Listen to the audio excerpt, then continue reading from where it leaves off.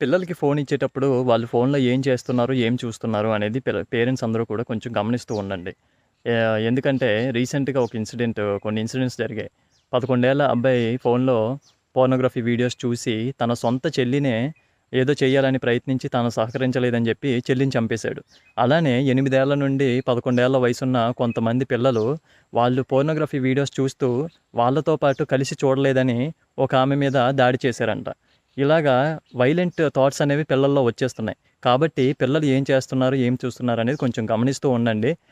అలానే మన ఇండియాలో గుజరాత్, మహారాష్ట్ర, వెస్ట్ బెంగాలు, తర్వాత ఉత్తరప్రదేశ్ ప్రాంతాల్లో ఈ ప్లేసెస్‌లో ఉండే ప్రజలు ఎవరైతే ఉన్నారో వాళ్ళు ఎక్కువగా పోర్నోగ్రఫీ వీడియోలు చూడటం, ముఖ్యంగా చైల్డ్ పోర్నోగ్రఫీ ఇలాంటి వీడియోలు చూడటం, చిత్రీకరించడం, వాటిని వెబ్‌సైట్‌లో అప్‌లోడ్ చేయడం ఇలాంటి విషయాలన్నీ చేస్తున్నారు.